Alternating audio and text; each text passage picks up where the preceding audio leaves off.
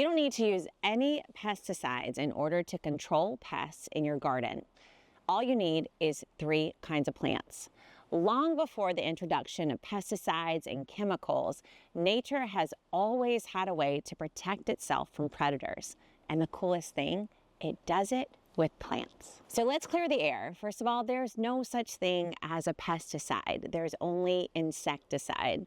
So a pesticide kills all kinds of bugs and insects, all the living things around your plants, not just the bugs we want to keep away. So when you spray an insecticide or a pesticide, you are harming all the life, including the good guys like the ladybugs, the butterflies, the bees.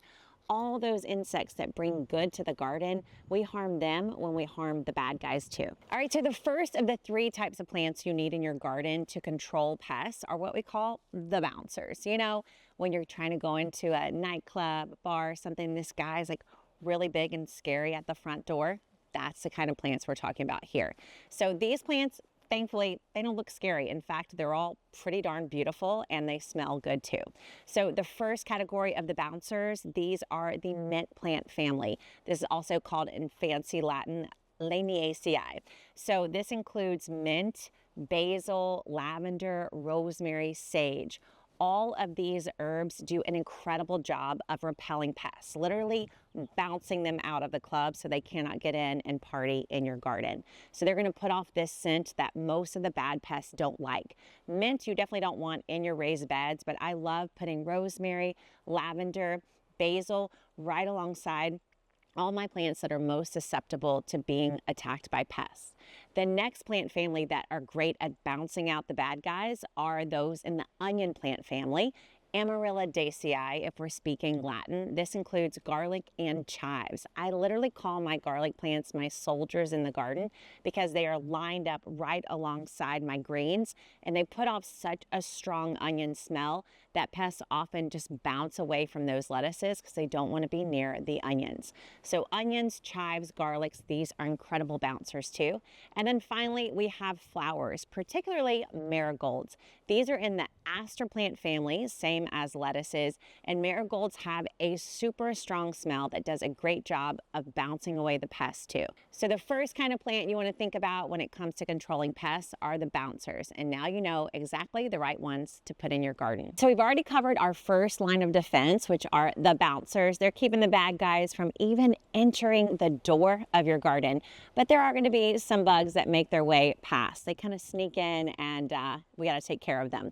So now when that happens, we're going to employ the decoys. This is our second type of plant you've got to have in your garden to control pests. So decoys are also known as trap crops. They are distractors. Essentially, they are sacrifices that we give to these pests so that they will hopefully leave our best plants alone. Now, there are lots of plants that you can give to the pests to munch on to distract them from your main crops. Here are some of my favorites. First would be flowers. So flowers have these bright colors and scents, and they do a great job of pulling pests toward them. One flower is nasturtium, another one is calendula. Zinnias do an incredible job of attracting a ton of Japanese beetles.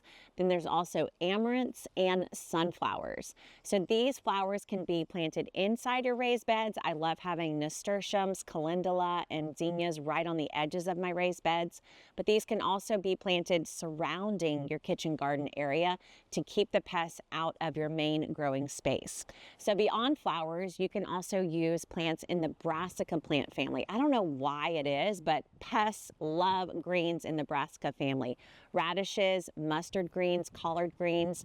Let's be honest, you know, sometimes we don't want to eat too many collard greens. You know what I'm saying? I mean, they taste really good with a lot of butter, but at some point you're done. So use collard greens and mustard greens to attract and distract the pests so that they stay off the plants that you care the most about. Radishes also do a great job of pulling pests toward them, especially as they get older in the garden. Then finally, dill and fennel and the carrot plant family, they do a great job of attracting caterpillars. So if you want to pull those away from your leafy greens, having dill and fennel near those greens does a great job of distracting. So we've handled bouncing at the door, and then a few bugs made their way in. We've distracted them the best we can with our decoys, but still, there's a few more pests to control. So what are we going to do? Going to bring in the bad guys, the enforcers. Actually, they're the good guys because they eat the bad guys. So how are we going to fight these bugs? Well, we need more bugs. We need good bugs this time. So you want to be sure that you have not just a garden full of food that you want to eat, but you have a garden that grows food for the wild, because out there in nature are plenty of bugs, plenty of predators that would love to come and eat those caterpillars that are trying to eat your food. They would love to come and feast on the beetles that are crawling around in your soil. So you just need to attract them with the plants you're growing in and around your garden. So first up, surprisingly, are cilantro and parsley. So these are herbs we grow anyway, and if you let them go to flower, they're going to attract ladybugs and parasitic wasps and hoverflies, things that you need to be bringing into your garden that would love to feast on those pests. So cilantro, parsley, dill, those are no-brainers. Also with that is fennel. You may not want to have fennel right in your garden beds, but at least have it right next to them. Then you want to have some pollinator-friendly flowers, things like cosmos, coreopsis, zinnias, what we already listed.